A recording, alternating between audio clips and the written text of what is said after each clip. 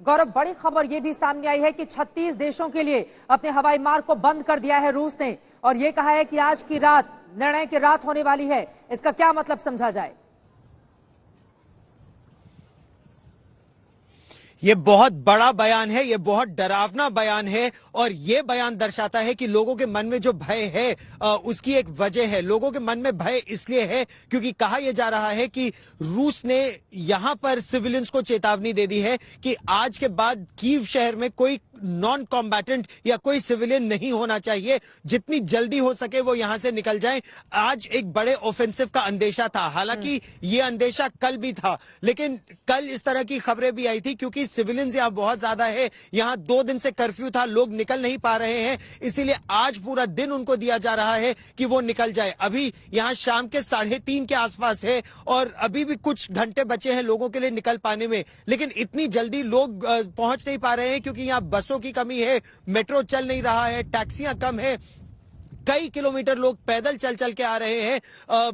यहां की तरफ से लोग अपील ये कर रहे हैं कि उनको और समय दिया जाए ताकि वो राजधानी कीव से निकलकर चाहे आस पड़ोस के इलाकों में ही चले जाए, बॉर्डर एरियाज तक पश्चिम में चले जाएं, उसके बाद अगर कोई मिलिट्री ऑपरेशन हो। लेकिन देखना अब यह है कि इन टॉक्स के बाद जो अभी बेलारूस और यूक्रेन की सीमा पर हो रही है, अगर इसमें तनाव को कुछ पायदान नीचे लाने में सफलता नहीं मिलती तो जिन मिसाइल अटैक्स का अंदेशा कल था, जिन रॉकेट अटैक्स का अंदेशा कल था, क्योंकि जो जमीनी हमला है, जो आर्मर असॉल्ट है वो या इन्फेंट्री कॉम्बैट व्हीकल्स है, वो उसके बाद ही आएंगी। तोपखाना पहले, मिसाइलें पहले, रॉकेट पहले, एयर अटैक्स पहले। तो एक राउंड एयर अटैक्स का हो चुका है, मिसाइल का हो चुका है, अब आगे क्या होगा ये आज शाम के बाद स्थिति और साफ होगी। सत्ता परिवर्तन करना चाहता है यूक्रेन के भीतर रूस, इसी वजह से सब कुछ तबाह करने पर वो आमादा है। और इस वक्त एक बड़ी खबर आ रही है, सीधे उसका रुख करते हुए फौरन गौरव के पास चलेंगे।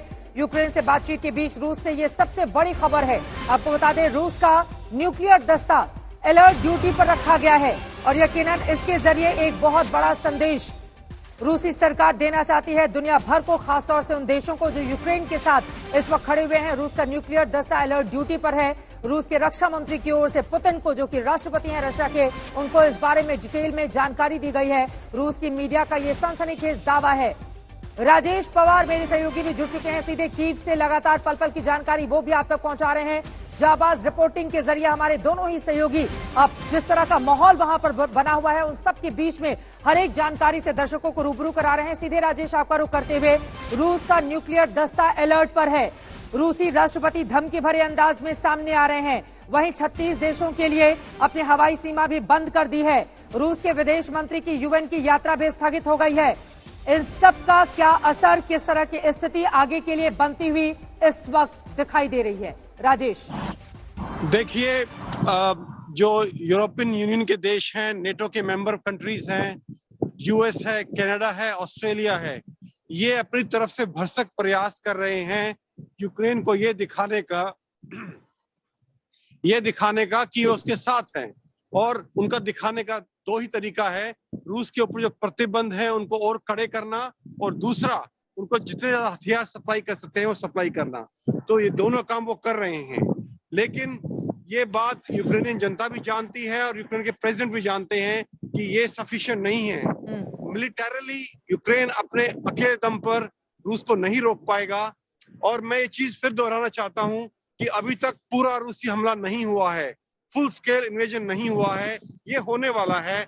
और अगर ये टॉक्स जो अभी चल रही हैं, जिस वक्त हम बात कर रहे हैं, ये फेल हो जाती हैं तो ये फुल स्केल इन्वेजन आएगा और इसकी जो फोर्स होगी वो कई गुना ज्यादा होगी जो अब तक हमने देखी है। Over to you. ये अपने आप में बेहद महत्वपूर्ण हो जाता है जिस तरह के हालात इस वक्त बने हुए हैं। क्या न्यूक्लियर हमला कर सकता है रूस यूक्रेन के ऊपर? बार बार वो धमकी दे रहा है। हालांकि दूसरा पक्ष ये कह रहा है कि ये गीदड़ भभकी है रूस की, लेकिन पुतिन का इस वक्त जो अंदाज दिखाई दे रहा है, क्या आगे आने वाले वक्त में वो युद्ध के नियम बदल सकते हैं? ये बड़ा सवाल है। अपने निर्णय को सही साबित करने में इस वक्त एक और बड़ी खबर सामने आ रही है। रूस की मीडिया का सनसनीखेज दावा, रूसी न्यूक्लियर ट्रायड ने अपना युद्धाभ्यास शुरू कर दिया है और यकीनन ये युद्धाभ्यास यूक्रेन के साथ इस लड़ाई में एक मनोवैज्ञानिक बढ़त हासिल करने के लिए रूस की ओर से की गई है। रूस के रक्षा मंत्री की ओर से बाकायदा राष्ट्रपति पुतिन को इस बारे में जानकारी दी गई है, यानी कि कहीं न कहीं अपने न्यूक्लियर वेपन के जरिए समूचे दुनिया में बड़ा संदेश देने की कोशिश कि हमारे और यूक्रेन के बीच अगर कोई आता है तो फिर उसका अंजाम भुगतना होगा। आपको ये भी बताते चले कि दुनिया भर में अगर सबसे ज्यादा न्यूक्लियर हथियार कहीं पर हैं तो वो रशिया ही है। तो क्या परमाणु युद्ध की तरफ अब ये दोनों देश और दुनिया आगे की ओर बढ़ती हुई, क्योंकि ये अपने आप में बेहद भयावह मंजर को प्रस्तुत करेगा अगर इस तरह की स्थिति बनती है इन दोनों देशों के बीच में। प्रथम और द्वितीय विश्व युद्ध की विभीषिका के बाद उम्मीद की जा रही थी कि अब आधुनिक दुनिया तेजी रफ्तार से अपनी तरक्की के लिए आगे बढ़ेगी, लेकिन रूस और यूक्रेन के बीच इस तरह की स्थिति ने तमाम तरह की आशंकाओं को इस वक्त जन्म दे दिया है। राजेश पवार लगातार कीव से हमारे साथ जुड़े हुए हैं। राजेश, बार बार सभी के ज़हन में, सभी के दिल में यही सवाल है कि क्या वास्तव में न्यूक्लियर हथियारों का इस्तेमाल यूक्रेन के खिलाफ रूस कर सकता है, और इस तरह की स्थिति क्या रूस के लिए बन गई है, क्योंकि चारों तरफ से उसके ऊपर आर्थिक प्रतिबंध लगा दिया गया और यकीनन जिस तरह की स्थिति में इस वक्त रूस पहुंच चुका है, कई ऐसे देश हैं जो बहुत मजबूती के साथ यूक्रेन के साथ खड़े हुए दिखाई दे रहे हैं। तो क्या इस विकल्प को भी न्यूक्लियर पावर का इस्तेमाल करते हुए आगे बढ़ सकता है रूस? देखिए, रूस यूक्रेन के ऊपर कभी भी न्यूक्लियर हथियार का इस्तेमाल नहीं करेगा। इसका कारण ये है कि बहुत बड़े रूसी समर्थक जनता और एक बहुत बड़ा जो तबका रूस के अंदर है जो यूक्रेन को अपना भाई मानता है, रहते हैं। तो वहां न्यूक्लियर वेपन्स का इस्तेमाल कभी भी नहीं होगा। ये न्यूक्लियर वेपन्स जो ड्रिल हो रही है और जो उन्होंने अपनी फोर्सेस को, न्यूक्लियर फोर्सेस को हाईएस्ट अलर्ट पे रखा है, ये सिर्फ वेस्ट यानी कि नेटो देशों के लिए, अमेरिका और पश्चिमी यूरोपीय देशों के लिए है कि अगर आपने एक हद से ज्यादा इंटरफेयर किया या किसी तरह का फिजिकल या मिलिट्री इंटरफेरेंस किया इस हालात में यूक्रेन के अंदर, तो आप इस न्यूक्लियर युद्ध के लिए तैयार रहिए। ये संदेश अमेरिका और नेटो के लिए है। यूक्रेन में वो कभी भी न्यूक्लियर हथियारों का इस्तेमाल नहीं करेगा और जरूरत भी नहीं है उससे। बिल्कुल, लेकिन पुतिन के इस वक्त जो मंशा है राजेश, वो अपने आप में बड़ा सवाल है।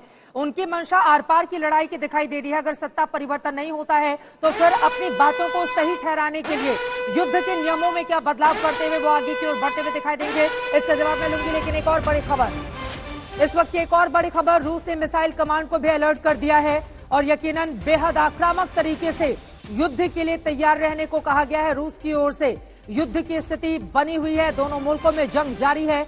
जिस तरह से रूस लगातार हमले कर रहा है और जवाब में यूक्रेन और साथ ही उसके लड़ाके, उसके तमाम नागरिक भी अपनी सुरक्षा के लिए हथियार ताने खड़े हैं। इन सबके बीच नॉर्दर्न और पैसिफिक दस्ते को भी तैयार किया जा रहा है।